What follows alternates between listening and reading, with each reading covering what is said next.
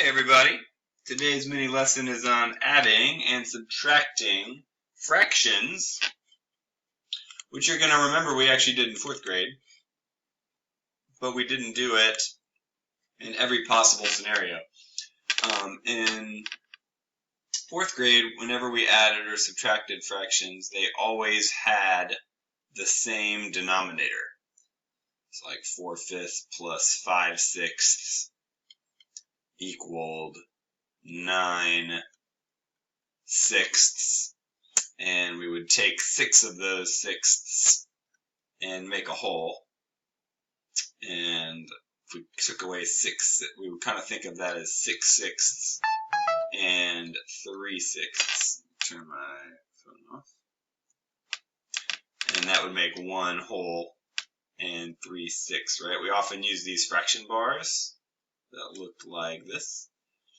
And 4/6, 1, 2, 3, 4, plus 5/6 would make 1 whole if I lined them up perfectly, which I probably won't, but I'll try.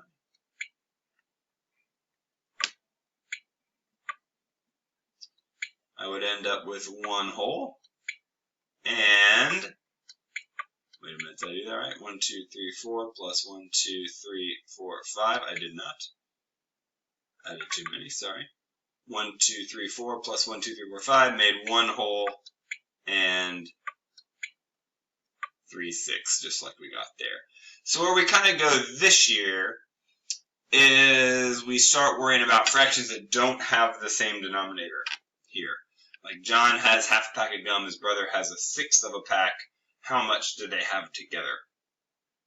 So the first thing I want to warn you about is you don't do this. It seems like, okay, well maybe I would just do half a pack plus 1/6 of a pack. It makes 1 plus 1 is 2, 2 plus 6 is 8. They have 2/8 of a pack, but that doesn't make any sense, right? Because if he has a half a pack and his brother has more, together they would have more than half a pack. And this is definitely less than half a pack, like 4/8 would be half, and that would be less. So that's definitely not how you do it. This is the first thing I want to get out of the way. You don't just add the numerators and add the denominators. If I go back to my fraction bars and you want to kind of imagine how this would look. You know, half a pack and 1/6 of a pack is definitely not the same as 2/8 of a pack. That's way less. So I've got to find some fraction that this equals. I've got to find some way to, to kind of put those together and make one fraction. So the way I do that is to do a half plus 1/6. What I have to do is I've got to change one or both of these fractions into an equivalent fraction so they have the same denominator so that I can add them. Back in our last one, I could do, 3/5 plus 4/5 because they both had fifths in the denominator, and those were easy to add, 7/5. But these don't. So if I could change these into different fractions so that they both had the same denominator, then I could add them together, and I can. So I could change this half into 6. I could change 1/2 into 3/6.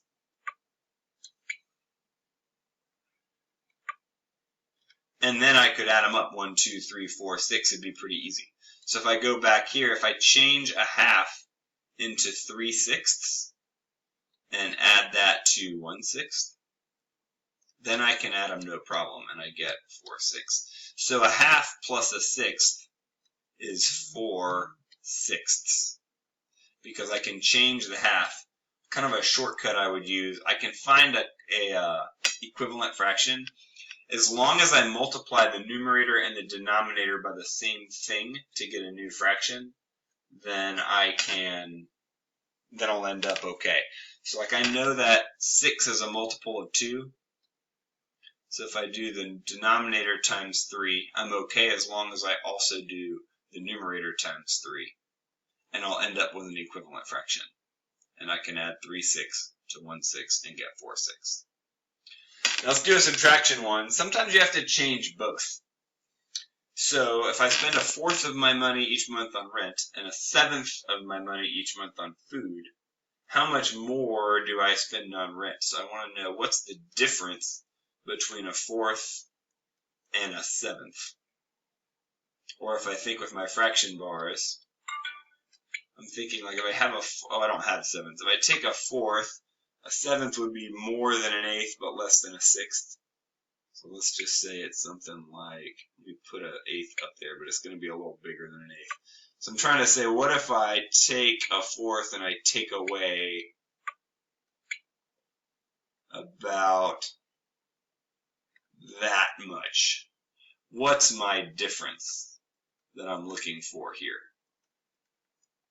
1/4 minus 1/7 is whatever this is. So I can't do that without a common denominator.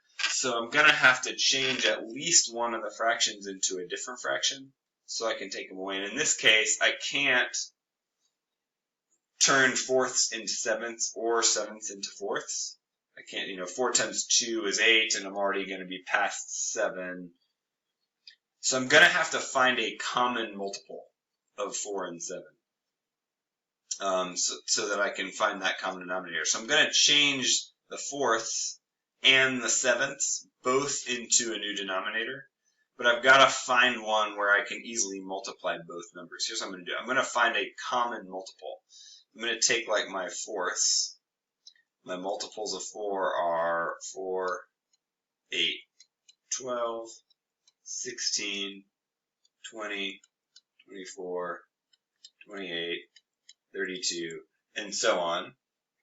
And my multiples of 7 are, I'm looking for now a common multiple. My 7s are 7, 14, 21, and here I found one, right? 28 is a multiple of 7, and 28 is a multiple of 4.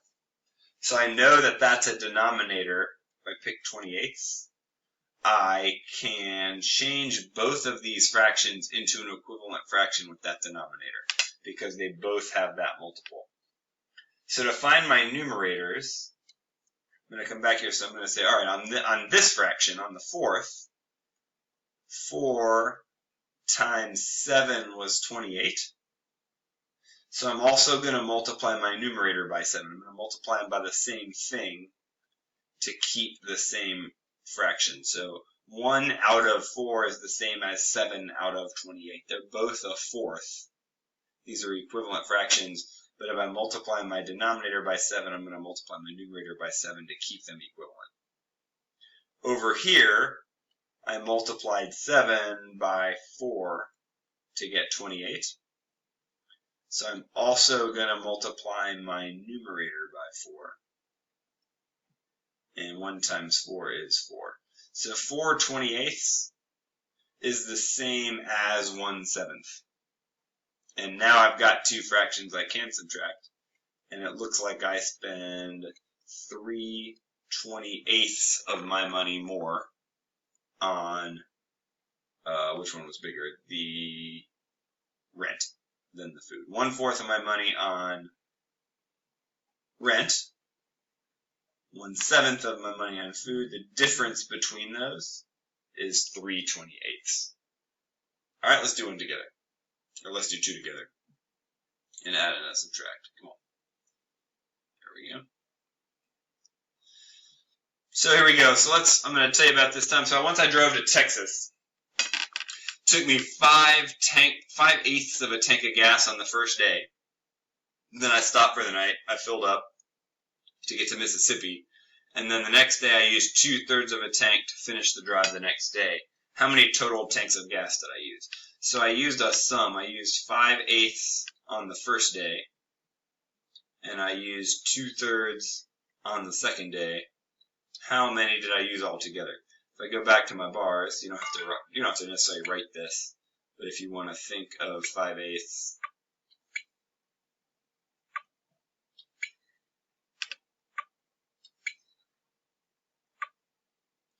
and the first day, and 2/3 is the second day, it's going to be quite a bit, right? It's going to be more than a whole tank, I believe. It doesn't quite fit. You're going to have to use your imagination. But, you know, that's going to be well more than a whole tank, just to warn you. I'm going to be over the tank by some good amount. So I can't add eighths and thirds. It doesn't work. The answer is not 7/11ths. Because it just told you I use more than a whole tank, obviously. And this is not more than a whole tank. That is not how you do it. Let me erase that. What I have to do to add these, I need a common denominator. They're easy to add if the denominator is the same. So I need to find a denominator I can turn both these into. So I need a common multiple. My multiples of 8 are 8, 16, 24, 32, and so on. My multiples of 3 are 3, 6, 9, 12, 15, 18, 21. 24 is looking like my least common multiple, if you will, the lowest common multiple. And so I'm going to use that. I could use a higher common multiple, but it's just going to take more time and be a little tougher. So I'm going to take that common multiple of 24, and I'm going to change these both into fractions with 24 of a denominator. So here we go. So to get to that 24 denominator, I multiplied 8 by 3. And so I'm also going to multiply the numerator by 3 to find the numerator. And that is 15.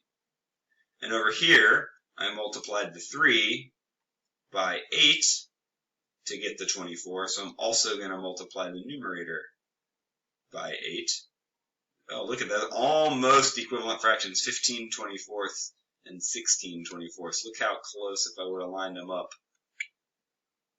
These two fractions are really, really, really, really close. You can kind of tell. One's just the tiniest bit more than the other. So, add those up. Now that's easy to add, right? I can easily add those up and get 31 24ths, which is the same as one whole tank, 24 24ths, and another 7 24ths of a tank. So 1 and 7 24ths, that's less than 1.5, but more than one whole tank of gas. All right, let's do a subtraction one. How much more gas does someone with 3/5 of a tank have than someone with 1/6 of a tank? So I cannot subtract those. I can't take 1/6 away from 5ths. So I'm going to change these into fractions with the same denominator. But I've got to figure out what that denominator is, and I use common multiples to do it. So my multiples of 5 are 5, 10, 15, 20, 25, 30. And my 6s are 6, 12, 18, 24, and 30. There's my least common multiple of 30. So 30 is going to be the denominator that I choose here. So let's find our numerators then. So both of these can be turned into an equivalent fraction with a denominator of 30. So I multiplied 5 by 6 to get to 30. So I'm also going to multiply my numerator by 6 to get my numerator. And over here I multiplied 6 by 5 to get 30. So I'm also going to multiply my numerator by 5 to get my numerator. And now, easy enough to multiply, and the difference is 13 30ths of a tank. 15 30ths would be half, so that's a little less than a half of a tank difference. This person has almost half a tank more than this person. That, my friends, is how you add and subtract fractions with different denominators. Once you have written your we-dos down in your notes, we'll do your you-dos when you get to class tomorrow. See you then.